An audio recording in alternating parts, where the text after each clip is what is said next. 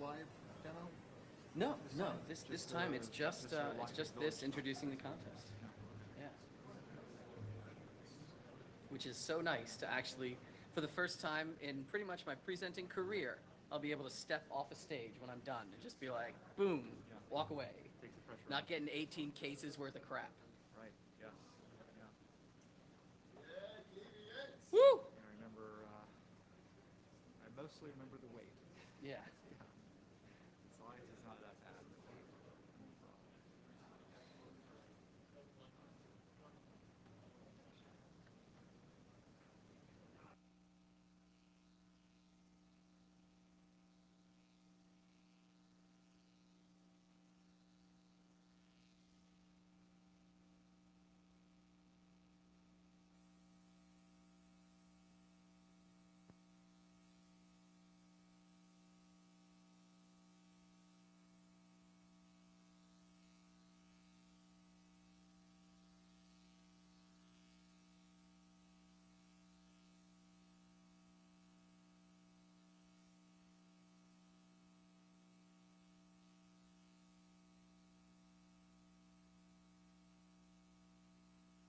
Just by show of hands while we're waiting to sit down and everything, how many people have been to the lockpicking area? Yeah! Some of you are lying. There's not that much room. How many people just saw Ray's talk? How many people thought that was awesome? Yeah. Yeah, he's a hard act to follow, but we'll try. I think we're ready. So All right. I'll give a quick intro and then we'll get going. So I do have one interesting and somewhat relevant announcement, although I discovered it's not related to Tool or any of the folks running the Lockpick Village. But there's something called the College of Lockpicking. This is not a joke.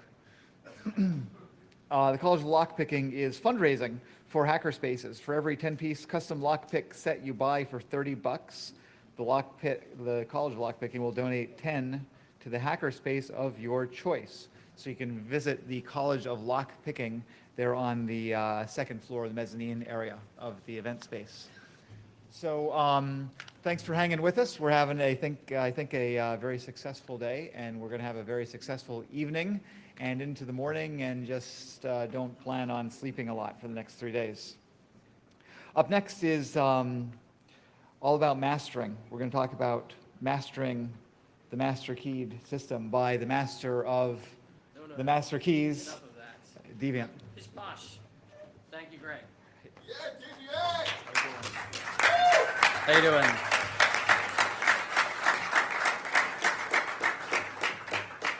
So thank you. Thank you very much. This talk was originally going to be Babak and I.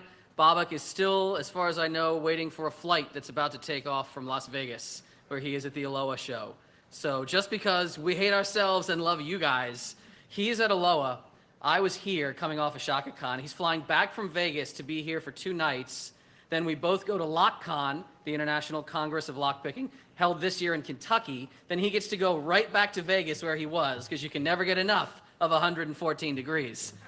Feet on the ground, train at Black Hat, run things at DEF CON, and then come home. And then, because I hate myself, I'm going to tour camp and everything else that I can't even think of until then. How many people get to other conferences around the world, around the country? Excellent. Support other cons, support your hacker spaces, support your maker spaces, support anyone who wants to learn fun stuff. And we love it, love it, love it when people come by the lockpicking area. We love that in the Lockpick Village, most people get it, that locks are not these magical black boxes that you're not supposed to look inside. We think that you should look in and play with all of them and see how they work. Understand what your locks are doing, understand what they're capable of, understand what you're capable of. And we're going to talk a lot about that right now. So yes, I'm up here because I'm dressed in a black t-shirt. You know that I'm with Tool. If you see me in nicer clothes, I'm usually with my company. But all in the same, they kind of just, we do the same thing. We break into stuff. One, because we think it's fun if I'm with Tool. And if I'm with my core company, I'm getting paid to break into stuff. So if you've ever considered a career in physical pen testing, I can tell you, it's a hoot. Running down stairwells while like security's coming after you and you got a backpack full of financial records. And you're totally never going to jail for it. It's pretty choice, I'll let you know. So Tool, where we don't get paid is actually where we honestly have even more fun. Tool is the open organization of lockpickers, and all we do is go around teaching people about this because we think locks are beautiful little puzzles that should be dissected and understood. Tool was founded in Holland. Tool is now here in the US. And as long as you follow the 2 golden rules of lock picking or lock opening, we'll say, you're usually fine legally. We're not lawyers. Ask Alex or pay him, Alex Muntz or somebody else, and they'll tell you the law. But ultimately, if you do not pick locks that you don't own, and if you do not try to open locks on which you rely regularly, you should always avoid hassle. And we can get into more about what we mean there, and we always top off every lesson in the Lockpick Village with these rules, but ultimately, none of this knowledge is illegal unless you do illegal things with it. So really quickly, just in case you haven't been downstairs where we show you that all these different mechanisms are really one and the same, I want to give a quick hit on how locks function, just to make sure we're all starting on the same page. Then we'll go through the real meat, which is master keyed systems. Most of you do know, I think, that locks involve pins. Somewhere in most locks involve pins, right? So internally, this is a pin tumbler lock. From the outside, you can only see a little piece of one pin here. This is this reddish pin. We would call that the key pin. Inside, you see it's the key pin and the driver pin here, topped off by a spring, making this pin stack. Now, at rest, this lock cannot be turned if you have no key in it, because that driver pin is binding. It is in the way. Every time you use a lock, every time you operate it with a key goes in, that lifts the pin stack just enough so that the shear line between those 2 pins is at the edge of the plug. Everything is free to turn because there's nothing obstructing. Make sense? Very good. This is from the side, same song, different verse. It's just a number of pin stacks reaching back into the lock. And they're all the same construction, it's just different heights on those red key pins. Every time you use your key, the cuts on your key, that's called the bitting of the key, has to have the exact right combination of up, down, matching all the heights, and there you are. Make sense again? Everybody nod. Nice and clear diagrams, yes. Using lockpicks, if you come down to the village, you will learn that it's possible to get those pins into the right position, to get all the pins right at the edge of the plug without a key. We're happy to show you how to do that. It involves basically just stressing the system slightly, as with a lot of hacking. You twist and bang on it and see what falls out. You know, you stress the system in just the right way, you cause some force and some tension and some binding, and you reach around and you can manipulate pins with sort of a hunting, seeking action. Please come on down if you've never tried it. Once again, let's see those hands. Who's done some lockpicking? Is it easy? Yes. Who has never opened a lock with picks before? Beautiful. I want all those people downstairs. I want you downstairs after Ray does his handcuff demo. We're going to stick around. We're around all weekend. We love for you to come by. We really appreciate whenever you come by and learn. And it's just as easy as pop, pop, pop, pop, pop. Now, let's say you don't have picks, or let's say you're in a situation where you're attacking a more complicated lock, something not quite so simple. Let's say you're in a large institution-type building. Big offices often will not want to have a billion different keys for every door. Big institutions of education, colleges, a lot of college campuses and dorms. All of these are master-keyed systems. Many of you are probably familiar with this term, yes, where there's different levels of permission. Some keys will only open one door, other keys will open a whole series of doors, etc. Which is, you know, I realize it's not a very applicable talk. You don't have like a lot of big buildings in this city, but there are probably a couple, I'm going to guess, that are master keyed. How does it work? In a nutshell, this is it. That's all it is. Additional pins in some or all, but usually just some, of the pin stacks. So we have our red key pins that we saw before. Blue pins are all just drivers. We saw them. But a couple of these pin stacks, you'll see they have small pins in the middle there, those little teal-colored ones. Those would just be called master pins. Occasionally, locksmiths who were in the trade for many years, you hear them call those master wafers because they're so thin, they're wafer thin. But, God, how many cons can you go to where people will get an old Python reference? Really? Come on, that's awesome. I disliked saying master wafers. Basically, because if anybody who's done a lot of lockpicking, you know, there's a whole other kind of lock called a wafer lock, also found in big office buildings on file cabinets and the like. But instead of muddling those terms, you'll always hear me say, you know, key pin, driver pin, master pin. And the introduction of master pins in some of these chambers causes the potential for multiple shear lines, just at different heights.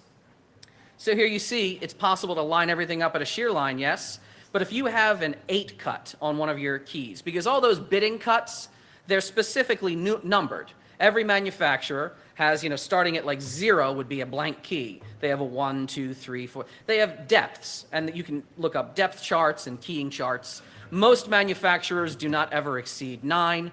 A lot of them don't even go that far. Quickset, the most common lock around anywhere, most goes to 6. Actually goes to 7 in master keyed environments, but that's not common. But if you have an 8 cut on one of your keys, all right, my second is an 8 cut. Well, you don't really know if that 8 cut is operating a single pin stack or a 6 plus a 2, which might also operate at a 6. You don't know. So unless you take the lock apart, how do you know what's going on? Well, it turns out if you have a key that works in any door to a master keyed system, you can, with very little effort, very little cost, and virtually no suspicious activity, completely extrapolate out the top master key. It's really, really simple. Want to learn how it works? All right. Imagine a hypothetical office. In this office, we have Alice and we have Bob. And they work on different floors. They work in completely different departments. They have keys to their offices. Their keys only work their doors. And to round out our example, we have a few more people we'll talk about. Here's Andy. Andy works on the same floor as Alice. But again, his key only works his door. It doesn't work anywhere else. There's also a janitor, Charlie. And Charlie, he's in charge of Alice and Andy's wing of the building. So his key will work in their office doors. His key does not work in Bob's door. Bob is more secure environment. And you don't have to start scribbling down a whole lot of maths and things, but I'm going to give you, this is a real master keyed system we're about to build. And various times in this talk, I'll talk about these numbers, these bitting values, as we go around all their keys. Whenever you read off a bitting value, if you say you need to have a key code cut, there are machines that will cut by code. We'll talk about that. You would start from the shoulder of the key and work your way out. So with Alice's key, remember, low numbers like a 0, it would be no cut, 1. Low numbers means smaller cuts. So here we have a 3, 6, 2, 3, 5. Does that make sense? All right. Let's talk about the locks in their building. Well, here's same where you just saw the people. Here's Alice's door. Below that is Bob's door. Here's Andy's door. Charlie, he just sits in the boiler room. He doesn't really matter, but he can operate a lot of doors because of these different values of master pins mixed in with the key pins. So if Alice were to walk around the whole building, this is Alice's key being attempted in many doors. Alice's key naturally opens her door. All the pins are right at the edge of the plug. Alice's key looks like it almost would work in Andy's door, but it's not perfect. There's a few positions that don't work. Alice's key does not work in Bob's door. That is Alice's key. How about Andy? Well, Andy, his key doesn't work in Alice's door, but it sure as shooting works in his. And of course, Bob can't get anywhere. That's Andy's key. Bob, well, he can't do anything on floor A, but of course he can operate his own door. This is Bob's key. Now, something I just wanted to show you with Charlie the janitor, this is what we would call an intermediate master key. If the system is built in such a way, Charlie can open Alice's door, he can open Andy's door. He cannot open Bob's door, even though it looks kind of close, he can't quite make it. Some of you in the front can see that. And it's possible, depending on how technically, you really want to delve into it, you can build all different layers of intermediate mastering. I owe a huge debt of gratitude, as do most of us, I'd say really all of us in the hacker community, to Matt Blaze, a professor down at UPenn, right near where I live in Philly. Matt Blaze, if you are not familiar with him, I don't know what rock you've been living under and not receiving radio signals, but he has put together some of the best research into crypto, awesome code breaking. He's a professor, he's this academic type, but he has this wonderful hackerish spirit that he's carried with him through his original days at phone company labs and engineering, and he's done work on P25 radio encryption. He's done work in so many great fields. Google his name and it pops up everywhere. He has done great work even in physical security, which is not his, field, but he approaches it in this very beautiful computer scientist way, this crypto analyst way, where he's talked about safe cracking, and he's also talked about this master key vulnerability. This is a published attack, which when I first started BSing with some people about it, I said, you know, this would be neat if we talked about this to somebody who hasn't really heard about it before, because this has been out there. I wonder if, you know, where, and someone said, dude, you should pitch that. I'm like, no, like, that wouldn't make a lot of sense. Everyone's heard this. And everyone said, yeah, but like, we don't really do it. Like, no one's ever really actually done this as an activity. Maybe there's interest. And I asked around, and that's kind of the reaction I got. Everyone said, well, yeah, like, everyone knows Matt, but I've never really like seen that done. So then now we're friggin' here. So thank you to Matt for all the work that he's put together. Thank him for all the flack he took from locksmiths. Like, I'm pretty sure there was like a week-long period when Penn might have been opening his mail because he was getting really angry letters from people saying, why do you talk about this? But of course, you guys in this room, you know, talking about a problem or talking about anything doesn't make it bad. In fact, in the end, it usually makes people a lot better and a lot safer. So I thank you guys for getting that, and I thank you for being here in this talk. I want to paint a little picture for you. It involves Alice. Let's say Alice has grown tired of her time at this company, and she wants to leave. But maybe a nefarious, you know, other firm says, hey, you're that Alice lady, right? So if you're leaving Widgeco, we want some of these papers that are in Bob's office. You know Bob, right? Can you get into Bob's office? And Alice is like, I wouldn't do that. What? No, I can't. I don't have a key that does that. And they're like, we'll totally pay you $50,000. And she's like, I'll find a way into Bob's office. Well, Alice doesn't have to break down any doors. She doesn't have to bribe guards. She can keep her whole $50K, you know, being unscrupulous, because you wouldn't do this. Only bad people would do this for profit. Alice doesn't even have to do anything around Bob's office. That's where, if you really are following, this is holy shit kind of moment. You'll see. Alice has a key, right? She's been working at this company for years. It opens her door. Alice has bidding depths on her key. It is called a change key, by the way, because that's the lowest rung on the totem pole of mastering. Using only her change key and only her door, Alice can, with the aid of some blanks in a hand file, extrapolate out the top master key. Let's talk about how that works. Well, her key, which works in her lock, you know, she can infer a few things, but not a lot. She says, well, all the pins right now, I mean, they're all at the edge somewhere. Clearly, it's not binding if I can turn the key, right? But beyond that, you know, she doesn't know if it's all solid pins. It's probably not. If she's in a big building, she's like, I'm pretty sure there's mastering in this building. I've seen Charlie the janitor. He doesn't have 76 keys, and this is like a 10-floor building.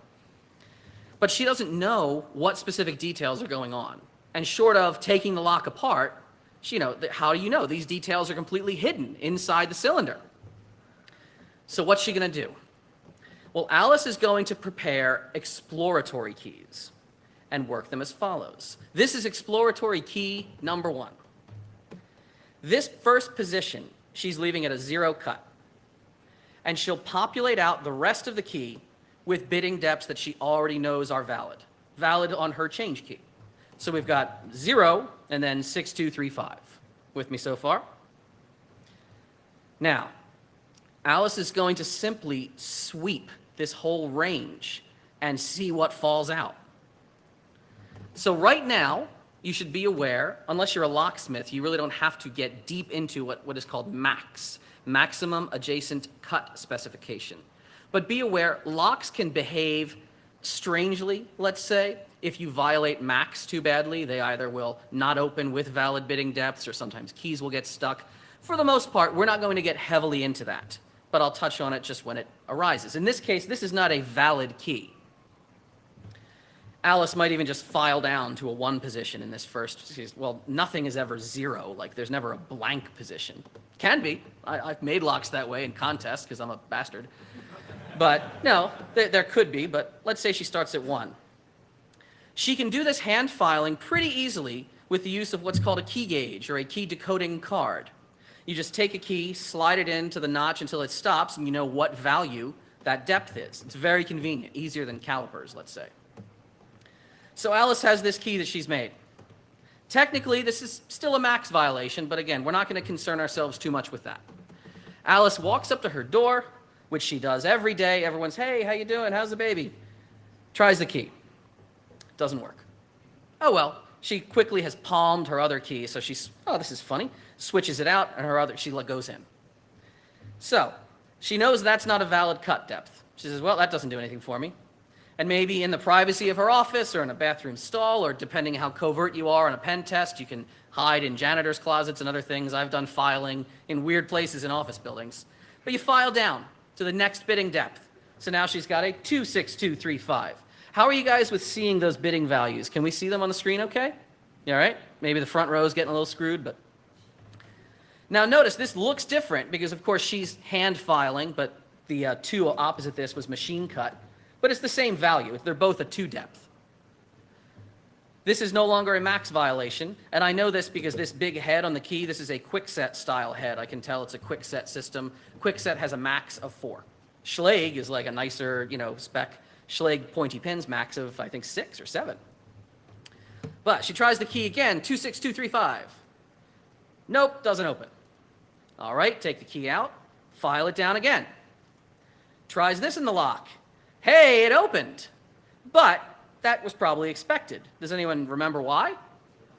That was her original key, remember? Her change key had that same value. So she has just duplicated that. But this does tell her good information. She has learned that even though she hasn't checked these pins out at all yet, she knows this key pin is solid. She knows there are no intermediate values from 0 to 3. There could still be something going on up here, though, so Alice continues. File down again. Stick it in the lock. Open? Nope. Try again. File down again. We've got a 5. Stick it in the lock. Nope. File down again. She's got 66235. How about this? Hey, now that's a little bit of news. What has Alice figured out now? Well, clearly, all drivers have to be out of the plug, out of the shear line, so everything's raised. This is the current picture. So now, again, we haven't touched these other chambers, but Alice says, all right, I know this, I know this. Maybe there's more shear lines? But personally, if I were in Alice's shoes, I would just call it good. I would stop and start checking other things out in the system. You can always go back. You can always take notes. You can always be scribbling and say, oh, let me revisit this. I'm going to give you the most efficient way to bang through this process. And as you try later, maybe somebody's got a lock opening contest involving this technology. Maybe you're going to want to be as efficient and fast as you can. So again, you could keep on going. If you want to try a 7, okay, it didn't do anything. You could keep on going to the bottom, but remember, Kwikset don't go past 7, so if there is more to the bidding range, you could hit it. I wouldn't even be doing that at this point. But now Alice is, all right, I'm going to prepare another exploratory key. And Alice is really breaking the bank, considering that blank keys are, what, $1.50 at Home Depot? So Alice has discovered a master value in this first chamber. Does anyone remember what it was? It was 6. She's going to leave a blank value in this position here, 0 cut. Anyone remember the last 3 of her change key? Yes, 235, the value she already knows. Stick this in the lock. Now, of course, the 0 depth is never used, so you could save time. You could start with the 1 depth. Max, of course, is being violated. Don't worry about it too much. You worry about max when the key doesn't come back out. I'll be annoyed at you if you fuck up my contest locks. You'll be much more annoyed at yourself if it's like 2 a.m. and you're on a pen test job and you can't get keys out of a lock and you're like, oh shit, this sucks. I've totally done that. So, all right, we've got a 61235. Try the key, doesn't open. All right, take it out, file down, 62235. Max is okay. How are we doing here? Try the key, doesn't open. File down again, 63235. Try the key. Nope. File down again. Keep on going, easy to do. Notice you don't need a new key every time. You can just keep working the same blank key you paid a whole $1.50 for. Hey, look at that, 64235, lock just opened. Now Alice knows a serious bit of business here. Clearly the drivers have to be at the plug's edge. She already knew the first chamber that she explored, but look here now what we have. We have a new line. She knows there's another one up here already from her key. This is a lot of good information. We don't know anything about these further depths, but now this chamber is kind of done. Why is that? Well, it's not just because it's rare to find more than one shear line. It's not impossible, but in most environments, unless you're dealing with a huge environment, it's kind of rare. There's also the consideration of master pins that are too small. And what do I mean by that? Well, we know obviously that this is a shear line, so there's got to be a double height master pin here. We're basically done. Why? Because master pins that are really small, and I mean like 1 depth in height, are a bad thing. They fuck shit up sometimes. They flip, they get messed up, if they cause headaches. And most locksmiths will try to avoid using them. It's not to say you'll never see them. I've built master systems that I still had to use once in a while if the master system's big enough. But it's not common. Especially not common to stack 2 of them together. So Alice would say, well, all right, look, it's unlikely that a 5 depth is going to exist. You could take the key, you could just try the 6 to make sure you're still filing correctly, because some people are really, am I really doing this right? How's my filing? Yeah, it opens, that's hooray. And now, what's deeper than that? Well, in this system, 7 is the only deep depth that it exists beyond this. But what would that involve? That would also involve a single depth master, which is probably a bad idea. So again, if I were doing this, I would just toss it and move on. I would say, all right, I think I've discovered my other shear line. Move on and prepare another key to explore the next chamber. So if we're going to prepare a 3rd exploratory key, what value is going to go right up at the shoulder? Say it? Yes, 6. What value have we discovered at the next position? It will be a 4. Without the 4, is this a valid key? No, because max is violated. But again, don't worry about that. So here was what?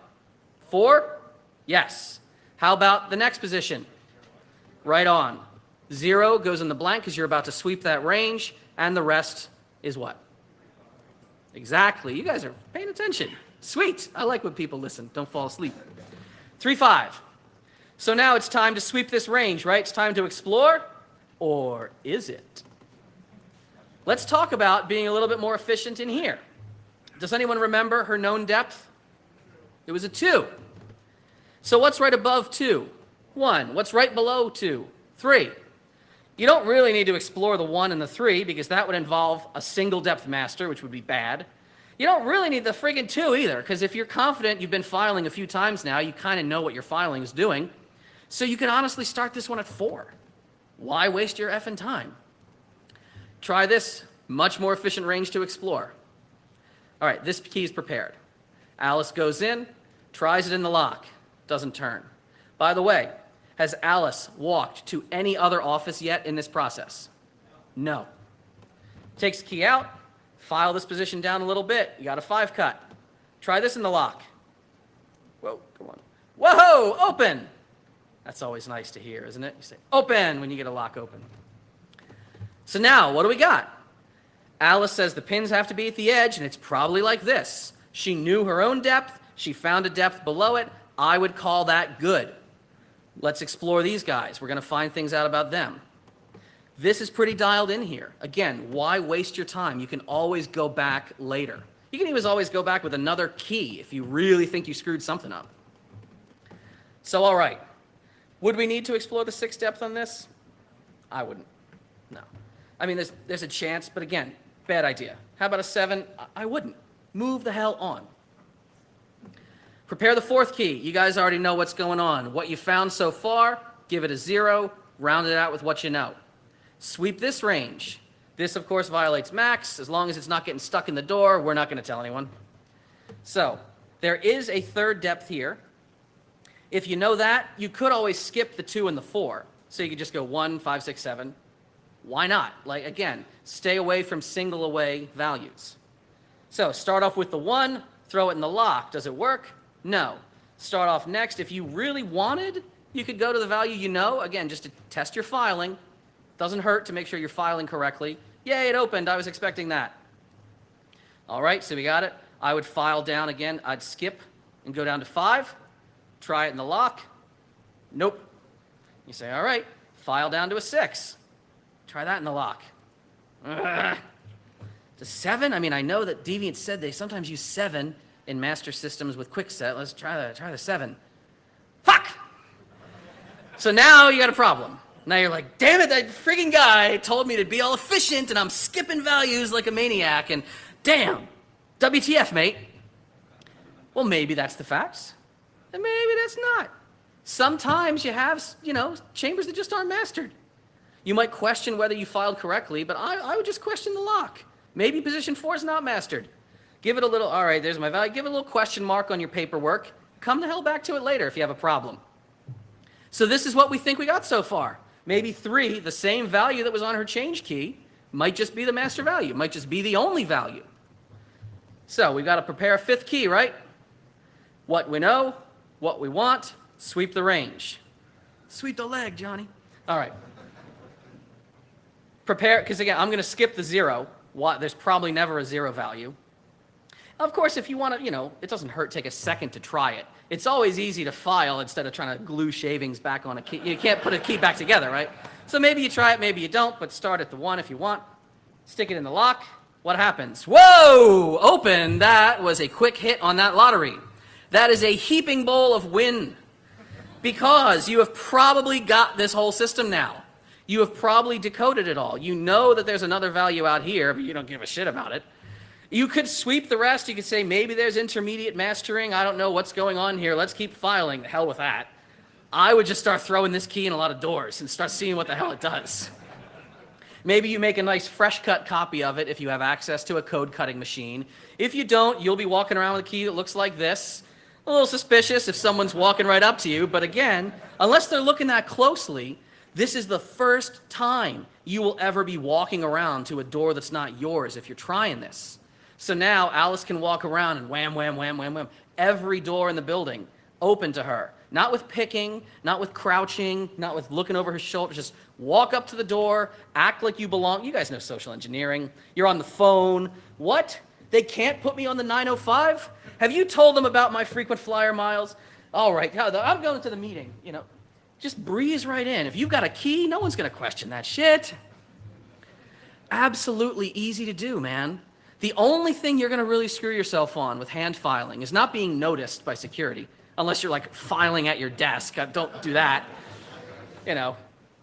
One time we did in a meeting room, like we just got tired of running back down to the lobby bathroom in this one building we were penetrating. We just sat in a meeting room. Sometimes it's a great story.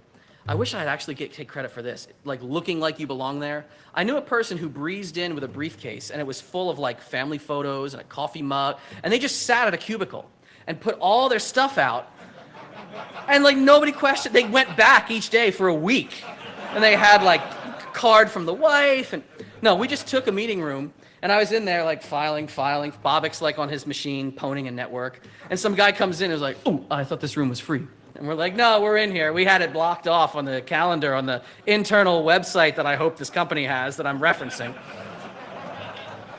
So yeah, you're not going to get noticed unless you're crazy. The only problem with filing you may actually have is what I call canyoning. Canyoning is going to get your keys stuck. You see, understand why? If the pins are riding up the front blade, nice and easy. If they drop in, getting that key back out, that's going to be harder. So again, this is the internals of Alice's lock. These little marks, if you can see the white lines, they represent the mastering depths that Alice has discovered.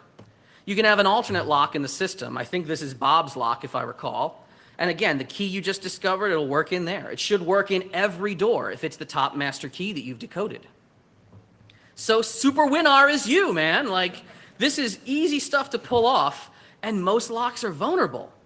Can you mitigate against this? I mean, sort of. There's the idea of restricted keyways or restricted blanks. All that means is that the keyway profile, the actual shape, has been patented or copyrighted. It's under protection basically in the art. So manufacturers of blank keys who aren't the company who make the lock, those blanks can't get on the market as easily. You can still mill blank keys with a machine called an easy entry machine. It just reads the side profile of keys and starts milling them. A lovely story, I don't think I have a photo of it. The easy entry company got, they didn't get into some trouble, but their clients, who are locksmiths, they said, hey, we're going to start telling these locksmiths that they're violating, restricted blank rules. If they start copying people's, making keys, that's our profile. So Easy Entry, wonderful German company. They're billets of metal that go in. They're called Rolex. The billet of metal had 2 holes here and a hole in it, and it would mill down the side. So if you have, they said, all right, here's what we're going to do. If you have a profile and it's restricted, so the lock might have a ward of metal here and a ward of metal here. So if you want to mill a key, make a blank, that would be a cut here and a cut here.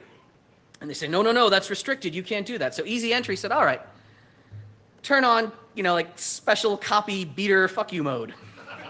And it'll do this. It'll go cut here for no reason, cut here, and a couple more here. And it's a new shape. And the Rolex that they start shipping, the blanks, they have a hole here, and a nice smiley face right on the key. So they're like, oh yeah, you got that restricted blank. But in truth, you don't mitigate this just by restricting the metal that's out there. People getting blanks can happen. You should have secondary monitoring systems. You should have door open sensors if you have a big, proper building. You should be auditing when people can come and go. You could have completely separate zones in your building where just the mastering of one really top tier floor that has nothing to do with the bidding cuts or the mastering pins of anywhere else in the building. Separate ring keys entirely. But essentially, if you really want to be highly awesome, you can move away to other badass lock designs. Just move away from plain pins. Sidebar-based locks, examples would be the ASA Twin, the Schlage Primus. These are all systems that interact with extra elements on the key. That yes, it's possible to attack some of these, but it's harder. It's certainly harder than just, sitting there with a hand file. You're not going to make sidebar cuts. Now, there's a little iffiness here in the fact that if you have a sidebar-based system like this in one door of a building, and that door is mastered, it's probably likely that the same sidebar is in every other door in that building. There are some companies who've made ways around this, but for the most part, if you have access, if you are the authorized user of a door and you have that key, it may leak a lot of information out at you that you can use. Some locks have only a sidebar. So you have this awesome wafer-based lock from the Austrian company EVA, whom we love. This is their 3KS, their 3-curve system, uses these sliders. Rotating disc locks are excellent in this regard. Rotating disc locks have a little wheel pack that essentially is like a miniature safe. A bunch of wheels all have to be turned exactly right so that gates or notches line up, a bar drops in. It's a beautiful design.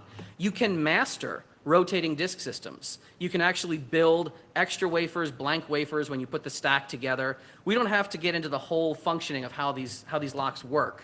But when you build the pack up, you can put blank wafers in some lower level locks. You can actually make the system masterable. Now, not every locksmith out there knows how to do this. There is one locksmith, here at Hope who actually can. If anybody goes downstairs and talks to the guys at the Security Snobs, anybody know Mitch? Have you seen Mitch's Security Snobs booth? Him and Sam are down there. Talk to them. Mitch is an Abloy dealer. He's full disclosure, he's a friend of ours. We don't mind throwing in business. He's one of the only people who can build Abloy systems like this. But he can build you a secure, mastered Abloy system.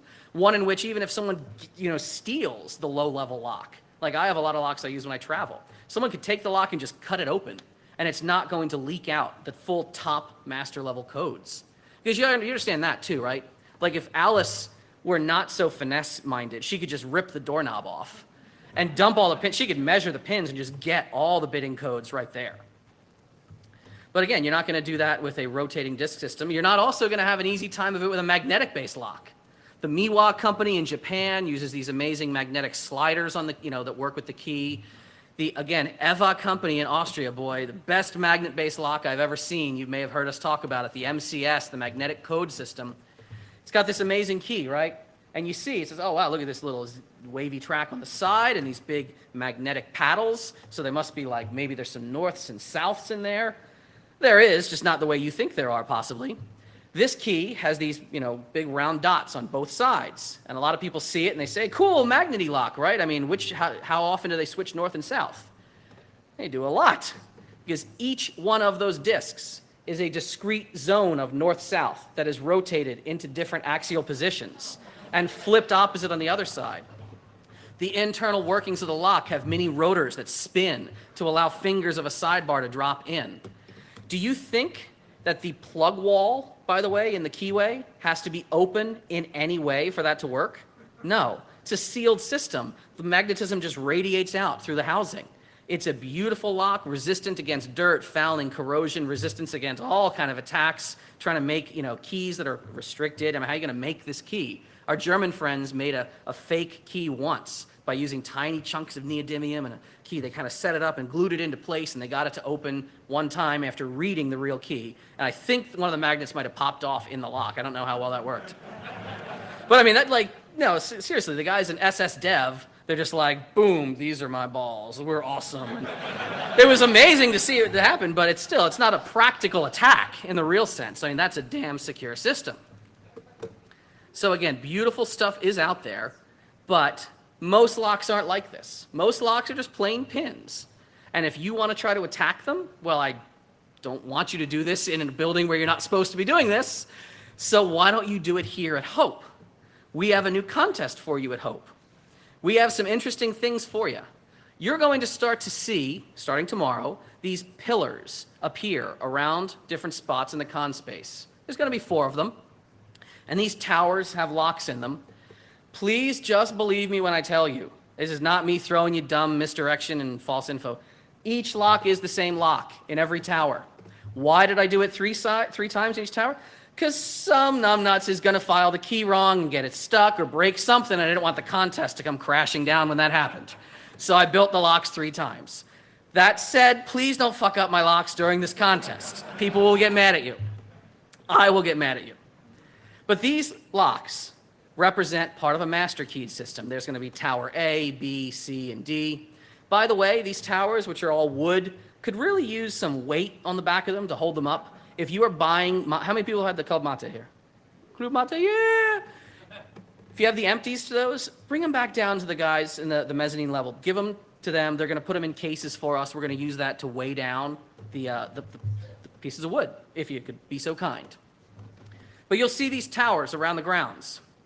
There's going to be a box of keys that we have.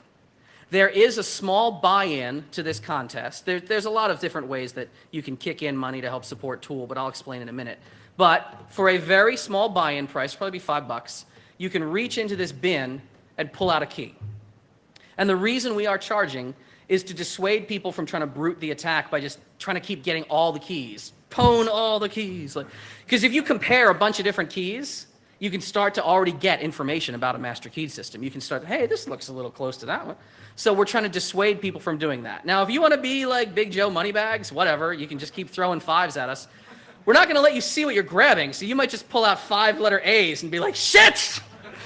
That might happen, but, you get yourself a key. You can do it with 1 key if you want. Find where it works. Find the lock tower that works. Get yourself some blanks. Blanks are $1. Come on, anyone can cough up $1, right? There are key gauges. I think they're here. They should be delivered to the hotel under my name. I have to go ask. There will be key gauges if people want to buy them to work on them. That's fine. You can't buy them all. There will be a couple reserved in the village for people to do this for free. You can decode your key. Start building yourself a chart. There are hand files for you to file down. Set up keys, exploratory keys, start sweeping with the keys. If you don't trust your filing skills, or if you want to, get a little extra help, there was one other thing I threw in my luggage on the way here. Yes, we did bring an Ilco Ultra Code machine with us to Hope. It might be really noisy, so don't applaud yet until the Statler guys have thrown a lot of stuff at us for making too much noise in a radio booth. But we will code cut you a key. Again, you want to brute force this entire contest, you can fund Tool. Throw money at Tool, we'll cut you a bunch of keys, whatever. Tool's nonprofit and we could use the help. But you go around, you say, all right, I got my key, I'm going to try it, do this, do that, try it again, run it back down. Why do I say run it back down? Well, because the key machine's going to live in the village, and we're going to impose a rule that if the staff here will work with us, and if you can, point it out to someone else, no filing of keys outside of the village. So, much like in an office where you don't want to look suspicious, if other teams see you trying a key, filing a key, trying a key, if they snap a photo of you filing a key outside of the village, you are DQ'd. You are disqualified. You are not covert. So, running back down to the village, file a key, measure a key, run back up wherever the thing is, try the key, run back down. There's going to be a lot of hackers losing some weight this weekend, hopefully. If you think you figured out the top master key, You could double check yourself and run around to the other locks that you found. Hey, it's working here, awesome. But this big lock board with these three, which again, I promise you they're all the same, is gonna be in the Lockpick Village at our front table. If you walk up, the first 3 teams to give us keys, boom, boom, boom, that start to turn these locks. If the key goes in and turns, by the way, we ask you to keep it in there so no one else is sneaking a peek.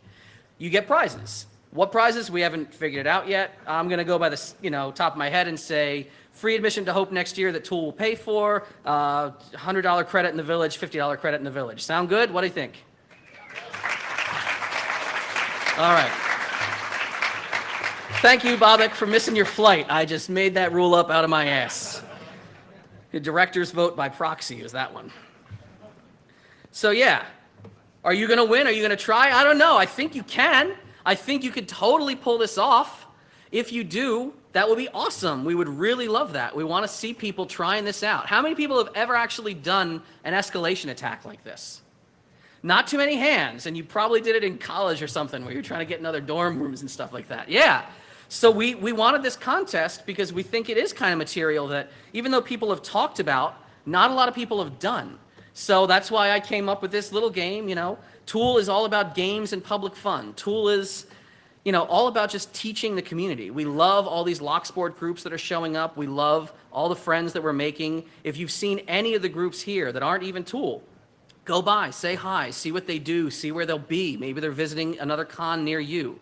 We do say that, Tool is the only nonprofit in the scene as far as we know. Tool, we make our own equipment. We put anything we get just back into the, into the organization because we want people to try this. We want people to have fun with this. So how many people think they might try this? All right, I am gonna have to cut some more starter keys because I only have about 5 per lock, but I'll just start working that ultra code tonight. We're setting this all up tomorrow.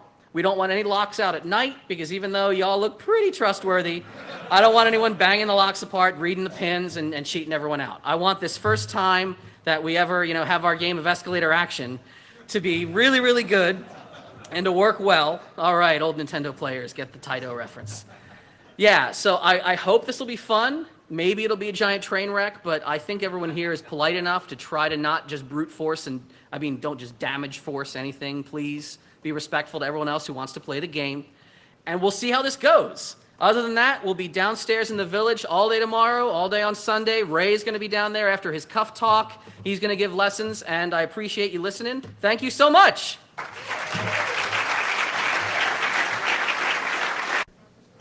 Question was, what time is it starting? We'll call that noon. No bumping is the question, and that is correct. Please, no bumping. Although, bumping, it would damage the locks, but other than that, you're not going to learn anything. Oh, look, I bumped it. Awesome. What are the values? They're not all 9. I'll tell you that right now. Any other? Yes? Yeah, could you explain the max again? I think they want to hear you. I'll repeat, but if you want to come up, they like it when you use the mic. That also helps them graduate and gauge, who's waiting for questions. It's not going to work? It's not going? Little more? Maybe? I think you had the right plan to start. Just keep talking into it, and we'll see if the mic level comes up. And then I can hear you, though. I can hear you. Just keep talking. If you just explain max again, what it stands for and exactly what it means. Yes. So the question is about MACS, M-A-C-S. What is that exactly going on there? Again, as I say, it's not usually a concern of people outside of the exact field of locksmithing, but MACS, or maximum adjacent cut specification, is the maximum possible differential between 2 values of bitting on a key or in a lock in chambers right next to one another. Max values have to be not completely different because of a couple reasons. Primarily, imagine if a really tall cut, a really tall pin up here and a really deep cut here were right next to one another, the key would either be produced one of 2 ways. A key being produced by a fixed wheel, notched cutting blade. We go wham, wham, wham with a nice broad hit, a big V hit. Well, this deep cut is going to start colliding in to the space over here that would possibly not even make this cut possible. I mean, the cut is gone. Or if you narrowed up that V so that you could have like a 2 next to an 8, well, now you've got such a deep canyon wall that you run into that problem of trapping or canyoning. Now, that's avoidable to some degree by having pins that are better made, pins that have a nice sharp tip that'll help to ride in and out. That's why Schlage locks, for example, the second most common lock in the US, Schlages have a higher max differential that's permissible than Kwikset. Kwikset's and many of their clones are made with pins that are just a little more rounded. It's easier on the operator, it's less likely to have fouling errors and things, but it does reduce your max potential.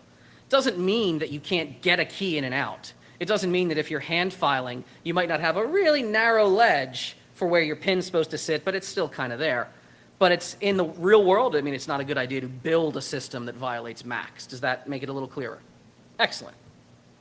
Anyone else? Yes, sir. And then you. The question was, are we going to sell blanks? Yep, blanks are $1.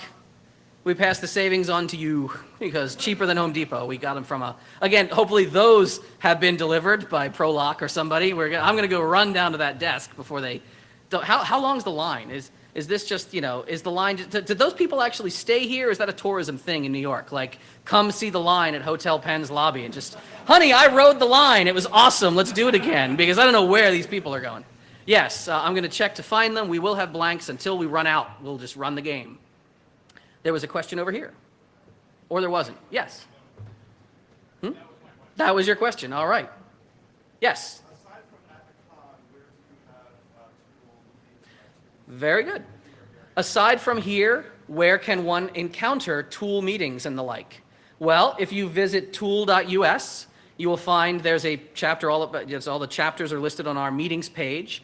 There are meetings here in New York. There is a meeting regularly held on the third Wednesday, I want to say, of the month. It's held in Washington Heights at a lovely little bar called La Kayla. Dave Hollander, the owner there, is an awesome person who just reached out to us. He said, hey, you're those tool guys, right? Like, I think it's fucking cool what you do. Do you want to just, he didn't use that language. He's a nice professional man. Sorry to all the moms and dads who brought your kids to my talk. This is grown folks language. Yeah, so, I mean, Dave said, hey, you want to come to, like, our bar? Like, we have this, it's like a bar / restaurant / art gallery. It's a nice mixed space. And we sit in there. Tuesday is when it is. Okay, all right. So, yes, we have a chapter in Philly, where I'm from, chapter in Boston. If you came up there, chapters peppered all around, and the list keeps growing. And I'm getting the 5, so I'll do you and maybe one more question. The maximum length of the pin.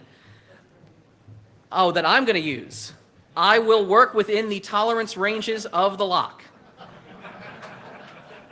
Say again? Are there not, I will tell you, because you're going to see it as soon as you see the keyways, you'll figure it out. Yes, these are Schlage locks in the system, so they operate down to a 9 depth is the maximum depth in these locks. Was there another hand anywhere else? All right. Oh, yes, go ahead, sir. What typeface is that right there? It's nice, isn't it? It's called ACID. The only thing that sucks about it is it has shit punctuation. So, like, those slashes are not ACID. I had to, like, format them in a different font, and this is a weird spacing, so they're like Verdana or something else, but I reduced the. One of these days, I'm just going to, like, get a type editor and make it like ACID, our version. But yes, the tool logo has Andy Standard is our fun little jaunty thing, and then ACID is the thing we use in all of our presentations. Very cool. You don't often get a typography question like that. That's awesome. If you're a font geek, by the way, has anyone seen a documentary called Helvetica? Wonderful. Isn't that a beautiful little story? Like shit that you never think about every day. You see text everywhere. Go check that shit out. There was one more question. No, there wasn't. I was making that up. Ray. How many people saw this man? Once again, big hand for Ray.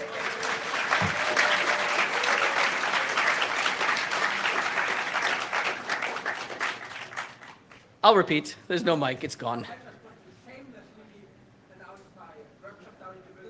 Yes. So. Yes. Oh, really? Ray is pointing out. So Ray is doing his workshop at the top of the hour in 8 minutes. Ray is from Sportsfreunde der Technik. His English is way better than my German. I just murdered that one. But yes, Ray from SS Dev, they made that setup key, that key for the MCS, and they said it's actually really fun to try to decode master key in other systems because you can just rotate the magnets on the key. That's pretty badass, and if that would be a little above their pay grade for a contest, but maybe we'll do that at the next LuckCon. I think we're getting the light. I think that's going to be it. Thank you all for listening. Come down to the village.